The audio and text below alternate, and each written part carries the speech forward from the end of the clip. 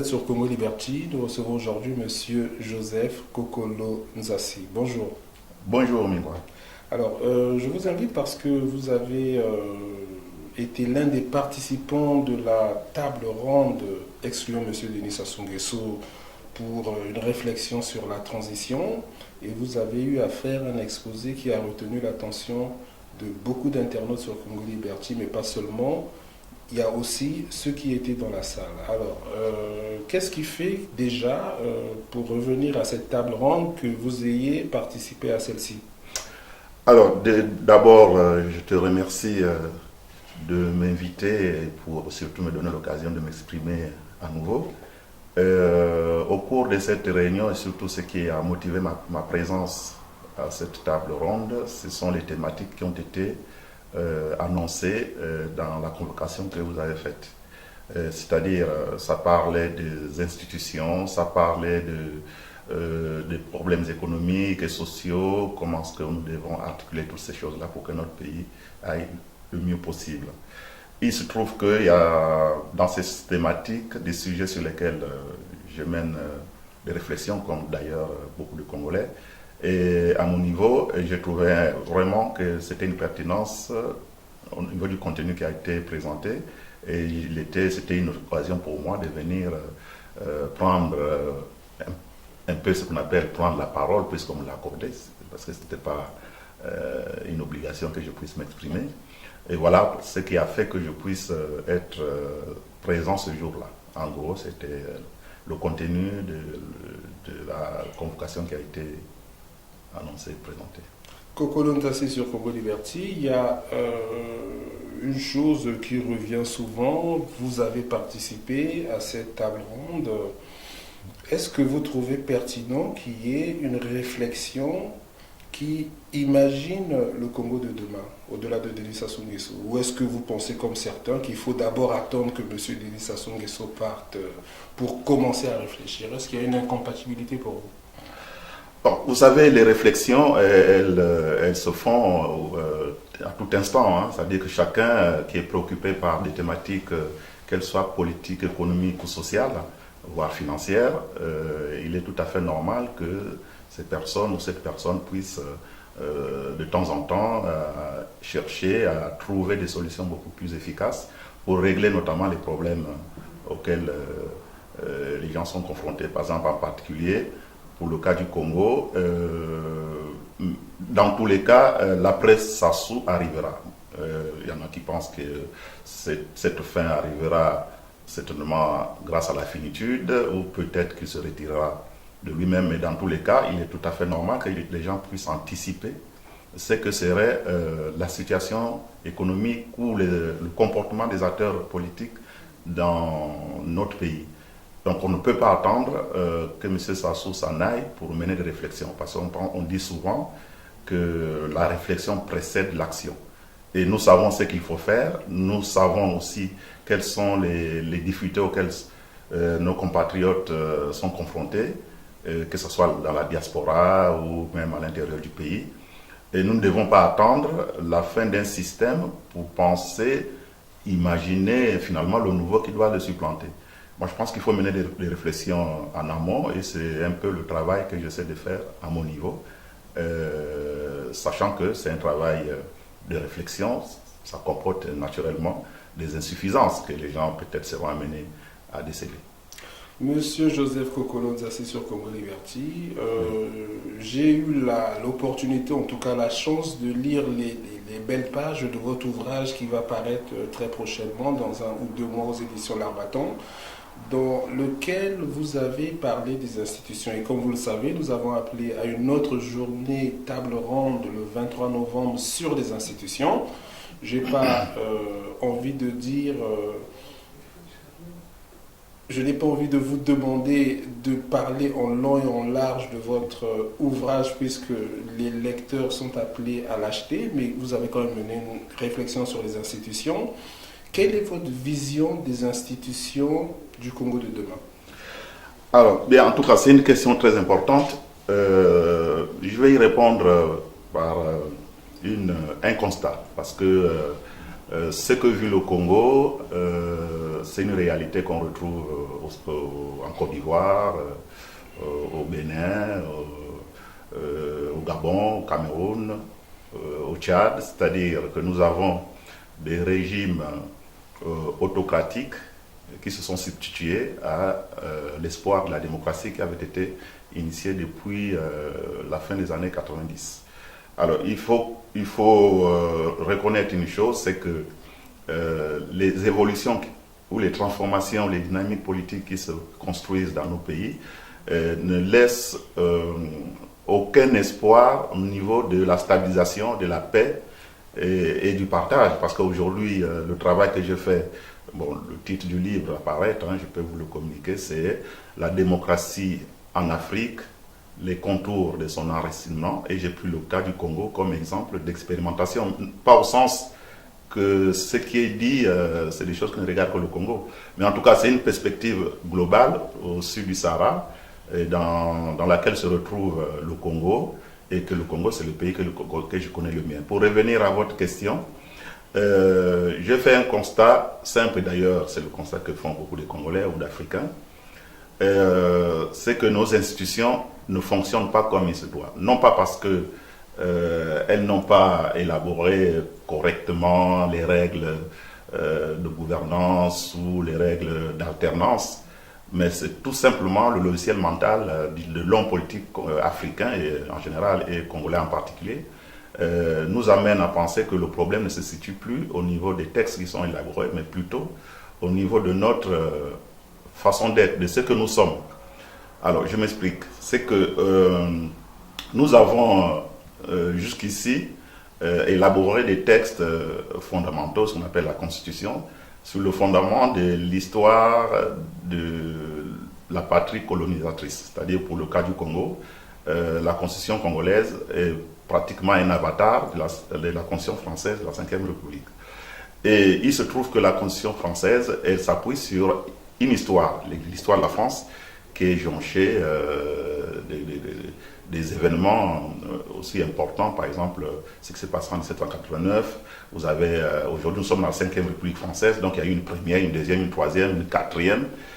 Et ce passé-là leur a mené à concevoir la Constitution qui est encore en vie aujourd'hui, mais qui de temps en temps est retouchée pour essayer de s'adapter à l'évolution, soit des mentalités ou aussi des contingences internationales, étant donné que la France se trouve dans l'Union européenne. Alors nous, Africains, nous avons tendance à penser que ce qui a marché en France ou ce qui marche en France, on peut facilement l'importer chez nous et finalement en faire aussi un outil institutionnel pour nous permettre de vivre la démocratie à la française. Mais il se trouve que les faits sont têtus.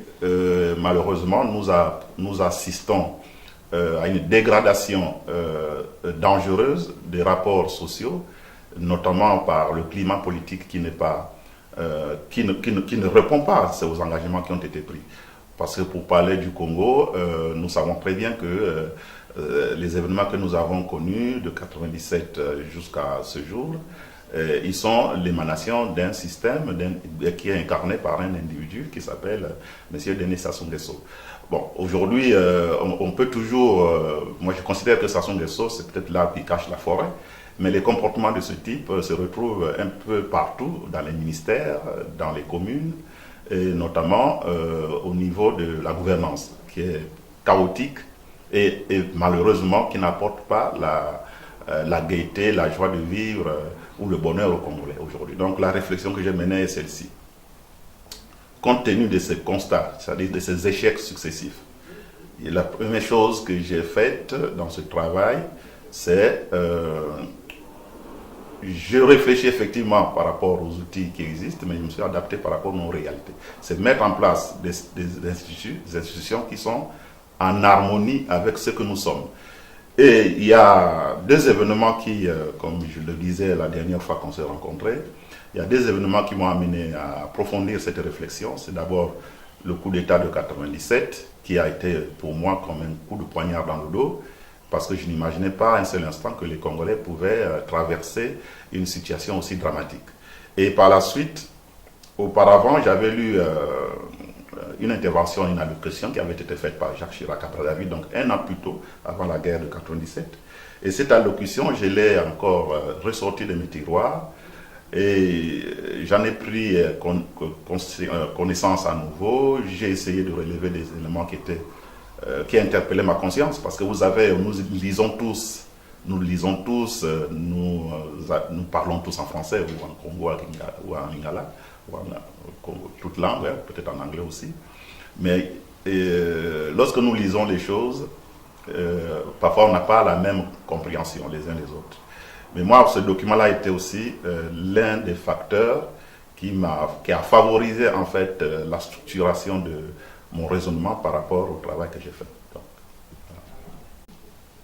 voilà. Monsieur Kokolonzassi sur Congo Liberty, alors moi, dans les échanges qu'on a eus, et je pense que vous en avez parlé aussi lors de la table ronde du 26 octobre, et j'aimerais que vous approfondissiez un peu ce détail en tout cas que j'ai retenu.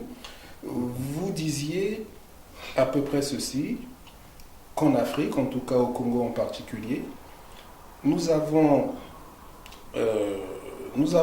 donc mis en place des institutions, en tout cas des constitutions chez nous, qui sont celles de la France, sauf que nous réfléchissons sur ces institutions avec la mentalité africaine. Est-ce que ça veut dire que les Africains sont incapables d'interpréter, en tout cas de mettre en application un texte qui a été rédigé, pensé par des Occidentaux? Est-ce que ce n'est pas là une insulte envers les Africains que nous sommes, ou vous avez plutôt fait un constat peut-être de sociologue, ou je ne sais pas, expliquez-vous. Alors, lorsque je disais que nous réfléchissons selon les modèles de pensée qui sont liés effectivement au système éducatif que nous avons reçu, c'est-à-dire nous pensons, nous réfléchissons selon la langue que nous maîtrisions. Donc, par exemple, pour nous francophones, c'est le français que nous maîtrisons. Et il y a un certain nombre d'outils que nous avons appris dans nos parcours différents. Et il se trouve que ces outils, ils ont une façon de les appliquer, même si les principes restent les mêmes. Mais ils doivent vivre dans un environnement bien précis qui a, bien entendu, un climat, une culture, toutes ces choses qui nous différencient des autres. Alors, une fois que nous repartons avec ces modèles de pensée issus ou accumulés de l'extérieur, selon les modes d'apprentissage, nous nous retrouvons dans notre milieu et nous essayons de faire exactement ce que nous avons appris. C'est-à-dire de reproduire un peu le comportement entre guillemets occidental, mais ça ne peut pas marcher. C'est pour cette raison-là que je disais que nous réfléchissons comme des Occidentaux, mais nous agissons en africain. Et justement, ce qui est important, c'est d'essayer de tourner les choses. Et si nous pouvions réfléchir en pensant à la manière que nous devons agir, donc l'action que nous devons mener sur le terrain, est-ce que ça ne devrait pas nous aider à trouver les meilleures solutions qui soient adaptées à tous les systèmes, que ce soit des systèmes de production, des systèmes politiques, etc. Alors pour revenir sur les institutions, l'élément fondamental que j'avais annoncé la dernière fois, c'était la suppression des partis politiques.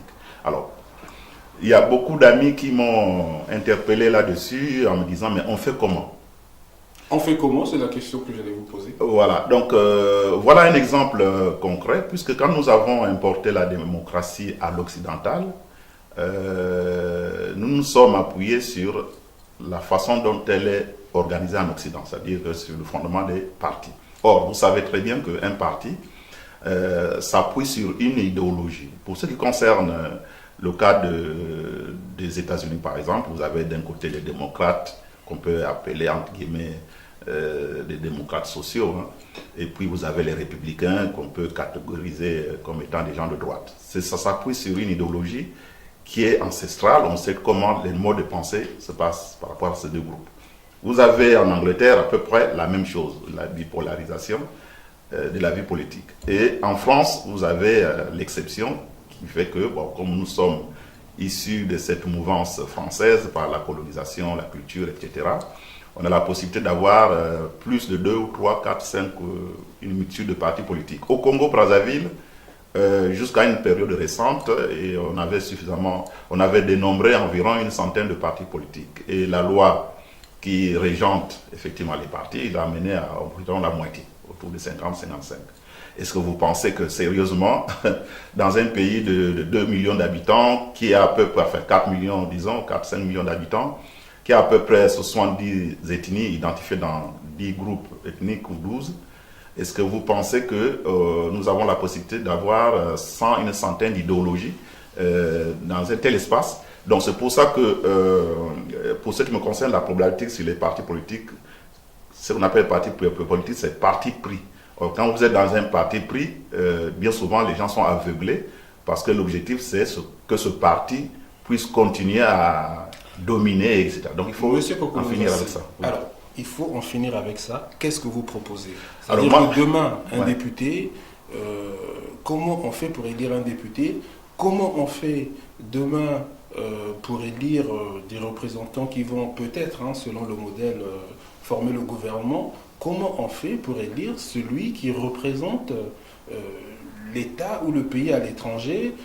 On peut l'appeler président de la République, on peut imaginer autre chose. Oui. Qu'est-ce que vous proposez exactement lorsque vous aurez supprimé les partis politiques? Alors, je suis parti d'un constat simple. Parce que les partis politiques au Congo-Brazzaville, quand vous observez leur étendue géographique, ils sont à peu près localisés selon les régions. Vous prenez le MCCDI, vous l'avez dans le pôle.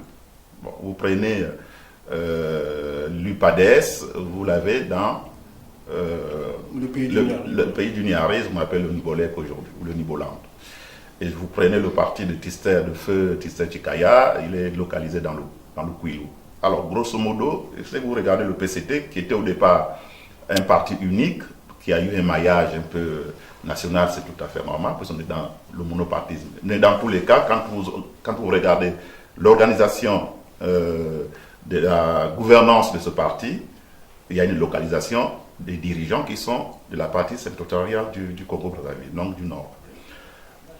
Cela revient à dire quoi? C'est que puisque les gens se reconnaissent dans des groupes ethniques, à travers ces partis, on ne peut pas ajouter la division à la division. Donc moi, ce qui est pour moi essentiel pour le Congo, c'est-à-dire chaque individu se reconnaissant dans une ethnie, donc dans un groupe, ça c'est une identité qui ne peut pas être falsifiée. Donc à partir du moment où il y a cela, l'idée que j'ai développée, c'est que nous devons organiser le pays en le subdivisant, en créant ce que j'appelle moi des grands groupes politiques régionaux, et à l'intérieur desquels on trouvera des grandes assemblées régionales. Et c'est à l'intérieur des grandes assemblées générales et régionales qu'on identifiera les personnalités qui seront en capacité de diriger le pays, sachant que la présidence de la République sera une présidence tournante, dont la durée que j'ai essayé de préconiser est d'une génération. On va y revenir. Voilà. Moi, je vous avoue que je n'ai pas très bien compris sur les partis politiques. Après, on va en arriver à la présidence et autres. Sur les partis politiques, quand vous parlez de suppression, est-ce que vous voulez en arriver, suite à la suppression, à 2 groupements, par exemple, politiques, comme dans les pays anglo-saxons? Là, vous parlez de groupes régionaux. Honnêtement, je n'ai pas bien compris. Ah oui, ben, il faudrait... Donnez-nous un exemple simple. Alors, l'exemple simple, à partir du moment où on a supprimé à partir du moment où on supprime les partis politiques, ça ne veut pas dire que les acteurs politiques n'existeront plus. Vous voyez ce que je veux dire? Okay. Alors, ça veut dire tout simplement que ma démarche étant de mettre en place une présidence tournante à l'intérieur, enfin, entre les différents groupes politiques régionaux, et ça voudrait dire que la compétition qui sera menée, elle ne sera jamais supprimée. La compétition, lorsqu'il s'agira de sélectionner des candidats valables, il y aura forcément une compétition qui va s'ouvrir à l'intérieur de chaque groupe régional. L'idéologie, pour moi, en tant que telle, chaque individu est rattaché à des valeurs. Donc ça, je ne pourrais pas dire à quelqu'un, ne pensez plus comme socialiste, ne pensez plus comme capitaliste, ne pensez plus comme ce que vous voulez. Mais ce qui me préoccupe, moi, c'est le développement du pays, l'harmonie dans les relations entre citoyens et surtout avoir une société, une activité politique apaisée et non conflictuelle. Parce que ce que vous ignorez, vous le savez d'ailleurs pertinemment, je pense, que les partis politiques tels que c'est décliné en Occident, c'est un système qui en lui-même comporte la violence.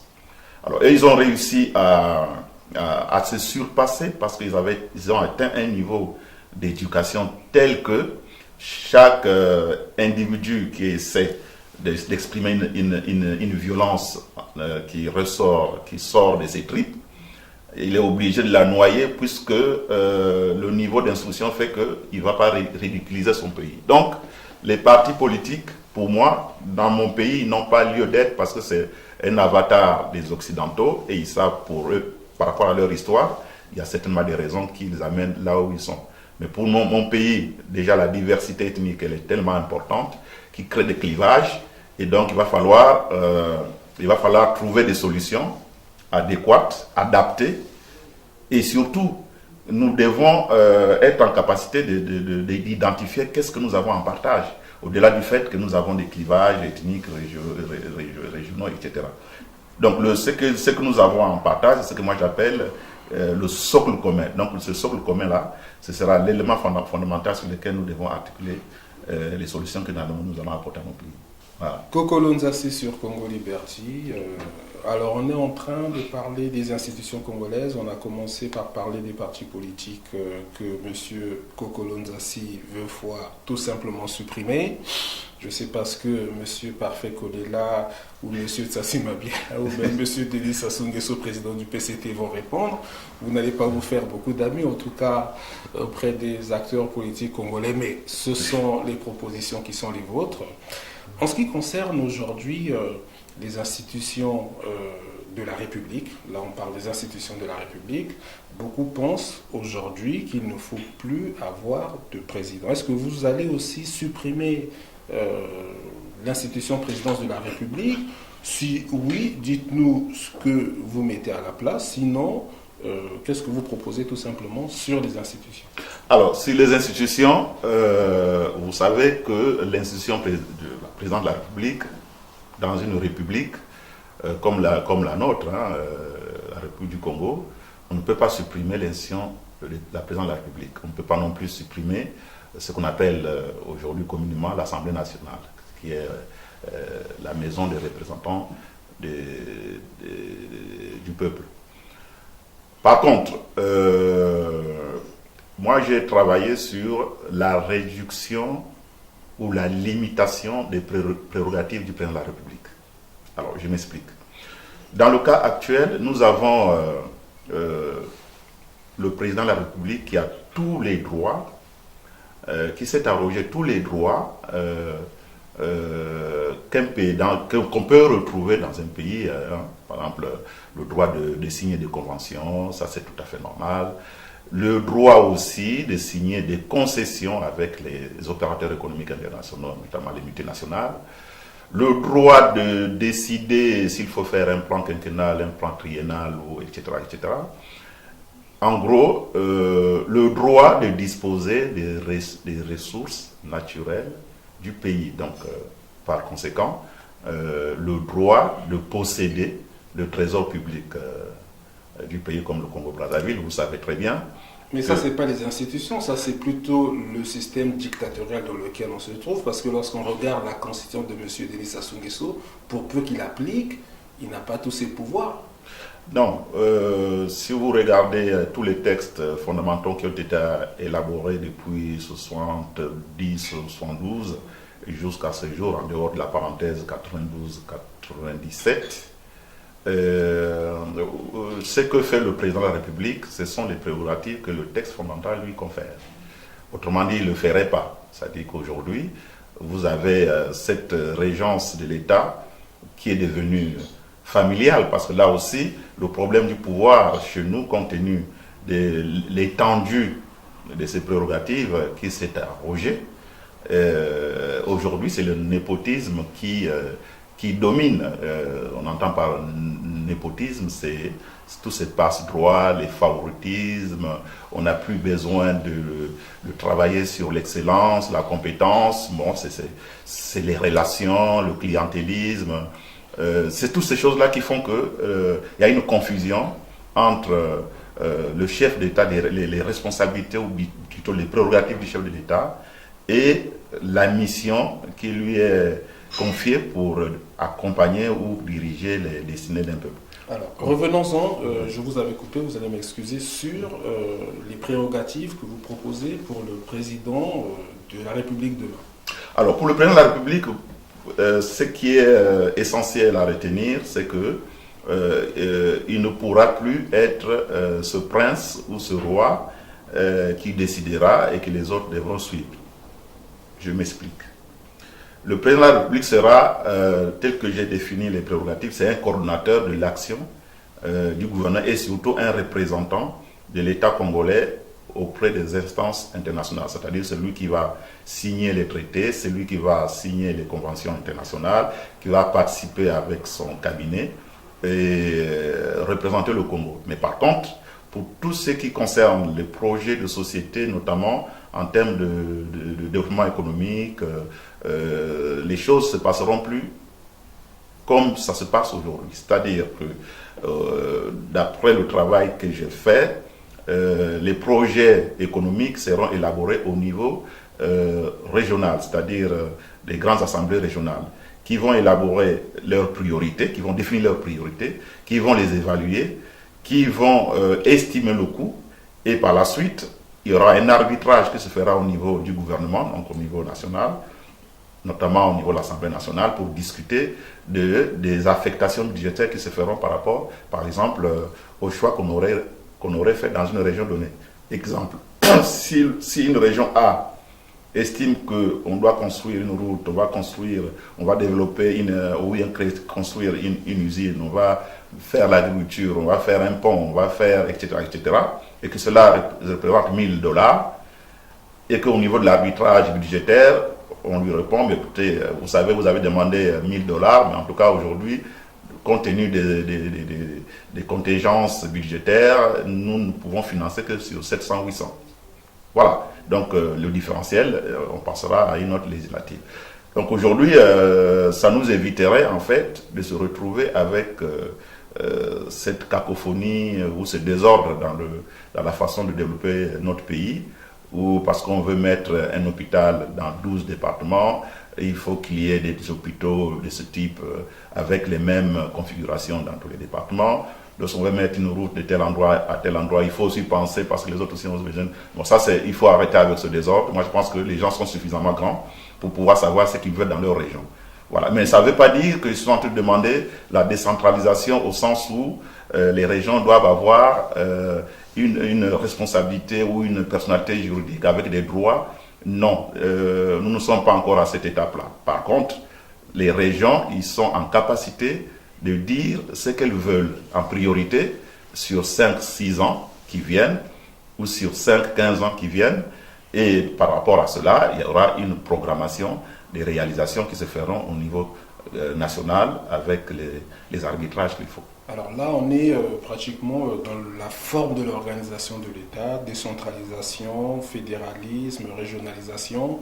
Mais moi, je reviens au sujet de la présidence de la République, parce que vous disiez que le président signerait les conventions internationales, mais serait encore coordonnateur. Alors, pour être clair et simple, pour que nos internautes nous comprennent, est-ce que vous voulez un président de la République honorifique pour parler de ce qui s'est passé au Congo pendant la transition avec M. Denis Sassou Nguesso, dont on avait pratiquement dépouillé des pouvoirs, et M. Milongo, c'est-à-dire que est-ce qu'aujourd'hui, pour vous, il faut, dans les institutions que vous imaginez, un président à titre honorifique avec un pouvoir décentralisé vers le gouvernement et les régions, ou vous voulez, comme vous le disiez, un président coordonnateur? Ça veut dire qu'on reste dans un système ou dans un régime présidentiel.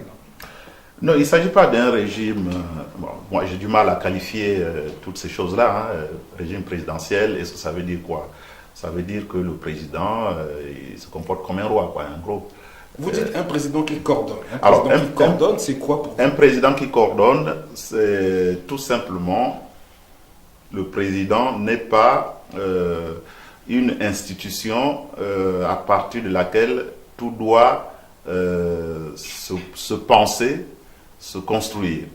Il est là comme dans une équipe. Quand vous rentrez dans une équipe, que ce soit une équipe de football, vous avez un entraîneur. L'entraîneur, il est là pour essayer de mettre en mouvement toutes les potentialités sportives à sa disposition. Donc le président de la République, étant donné qu'il ne sera plus cette personne qui va s'éterniser sous prétexte que le peuple a toujours besoin de lui, mais c'est quelqu'un qui est issu d'une grande région avec une ambition de participer, de réussir, parce qu'il y aura aussi des objectifs qui seront assignés à chaque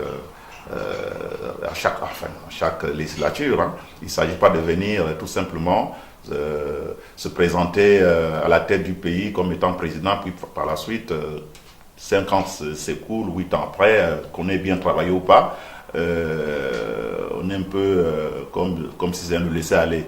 Il s'agit des gens qui vont arriver avec un objectif, des objectifs bien élaborés.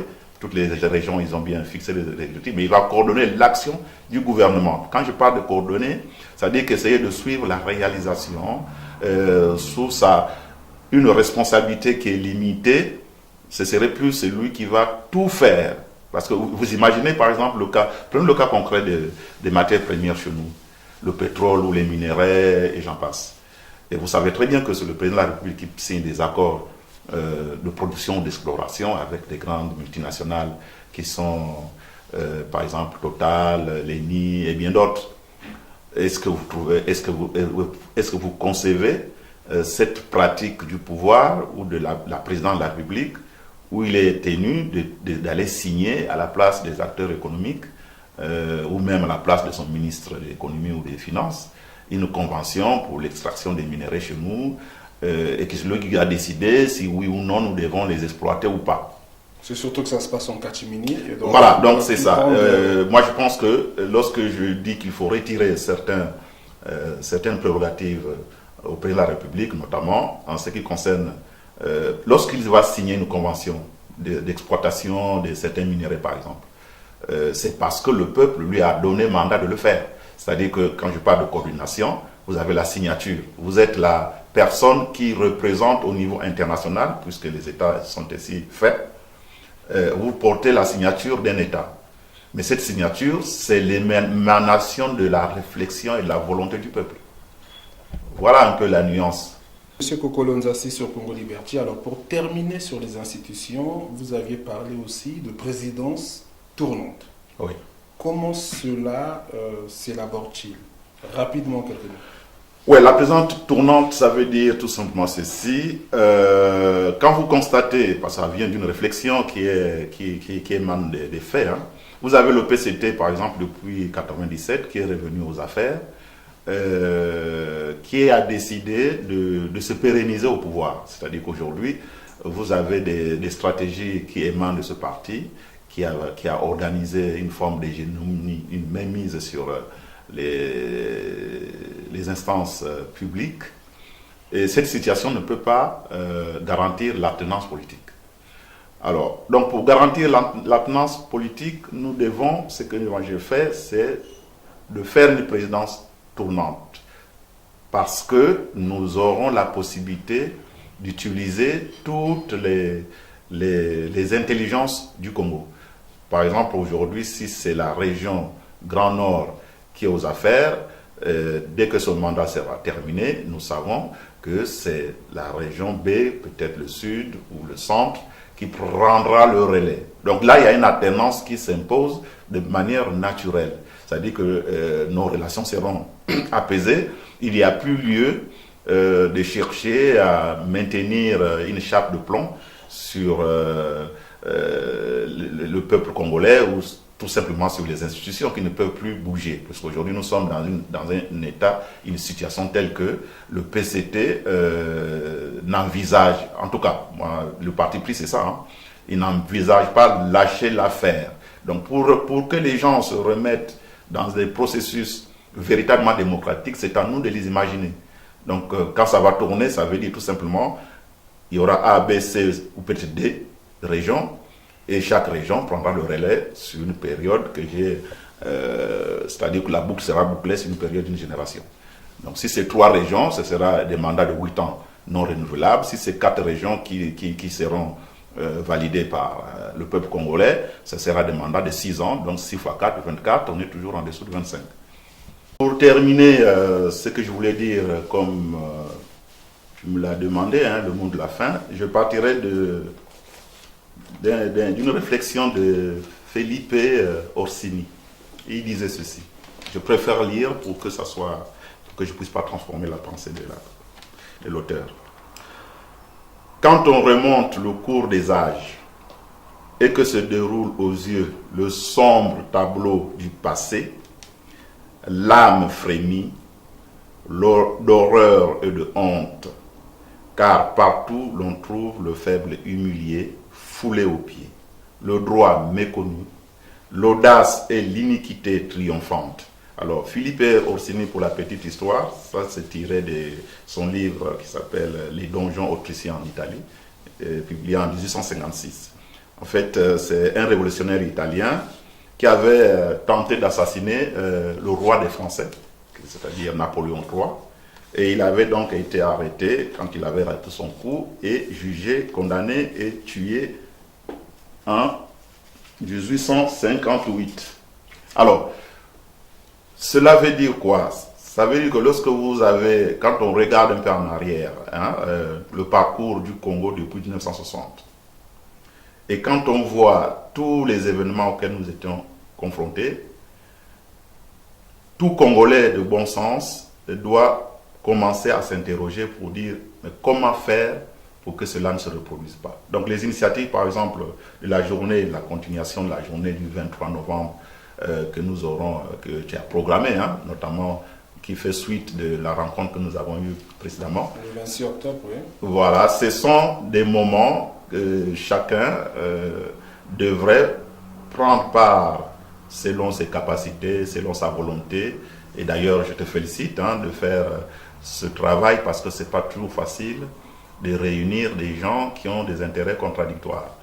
Mais ce qui est important, c'est de travailler avec ceux qui ont la volonté, l'imagination, la possibilité d'apporter et de contribuer hein, par rapport au travail de la réflexion sur nos institutions tel que ça a été décliné pour la journée du 23.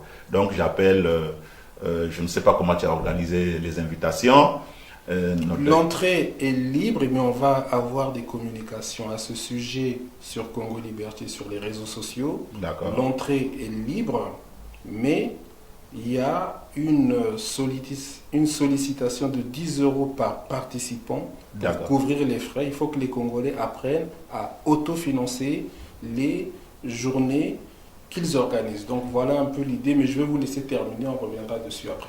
Donc voilà, donc je termine en disant ceci, c'est que lorsque vous traversez des moments difficiles, il y a toujours une lueur d'espoir que les choses puissent retrouver leur bonne marche. Hein. Le Congo traverse effectivement une période difficile. Cette période difficile est née des turpitudes de nos hommes politiques depuis des années, même bien avant l'indépendance, et que cette situation-là, nous devons nous battre pour que le Congo reste uni, unique, et que ce Congo-là ne se fracasse pas dans quelques années sur des revendications territoriales ou régionalistes de ce genre, parce que ça aussi on le sait, il y a des tendances qui pensent qu'il faut peut-être diviser ce pays, il faut divorcer, hein, il faut séparer les Congolais, et que ce Congo-là, on l'a construit avec des gens pour lesquels on n'avait pas les mêmes réactions, cultures, affinités ethniques. Bon, bref, mais ce n'est pas ça qui fera que nous retrouvions l'entière liberté. Donc il va falloir travailler pour que le nouveau Congo puisse voir le jour, et je pense que ce nouveau Congo viendra. Le tout, c'est d'initier des modes de pensée qui ne soient plus en conformité avec la pensée unique telle que nous la connaissons aujourd'hui. Monsieur Kokolo Nzassi, merci beaucoup. Merci, cher frère. Je vois là que vous avez produit une réflexion qui, normalement, doit interpeller tous les Congolais. Et c'est pour ça que vous êtes aujourd'hui sur Congo Liberty. Et le bienvenu, une fois de plus, à la journée du 23 novembre que nous organisons, qui reste ouvert à tous les Congolais, en dehors des criminels, bien sûr, de ceux qui ont tué les Congolais. Merci, et puis je vous dis à très bientôt. Donc, le rendez-vous est pris pour le 23. D'accord, et puis on refera une autre émission à la parution du livre. Merci à vous, merci chers internautes, à très bientôt. À très bientôt. Aïe!